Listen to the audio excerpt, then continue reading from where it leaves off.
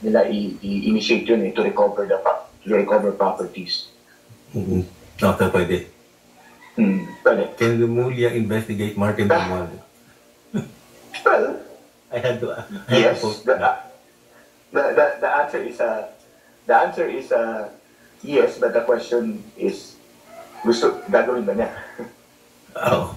Yun na nga di ba? So, wala siyang, it's not like we can compel the ombudsman to do his job in the way that we like. Yes.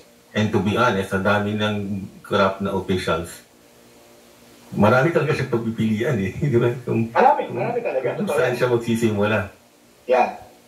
Diba? Saan siya magsastart, totoo yan. Yeah. Tingin tayo ng mga ang problema pa lang dito yung aking eyesight Right. Ito yan, politics. What do you think? Well, I'm not sure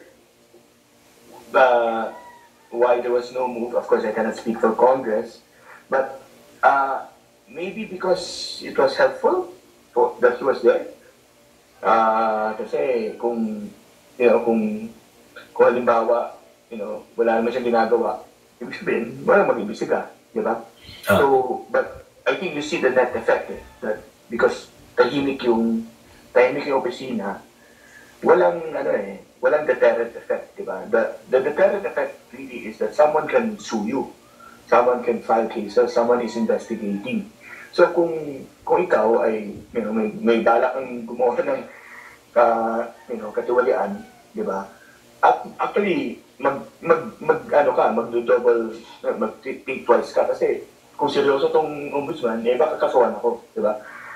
Kaya rin umabot siguro sa ganito ka garapal, di ba? Kasi kumbaga garapalan na, open na talagang, kumbaga hindi na nag-a-attend na itago di ba? Talagang diretsahan na. Kasi baka nga walang deterrent effect kasi alam nila na hindi naman gagalaw So that might be the more important kumbaga thing also for the ombudsman to do, na to show na hindi, pag may ginawa ka, kakasuhan ka namin, di ba? So ganun yung isang kailangan gawin, but again, that depends on sino unahin niya.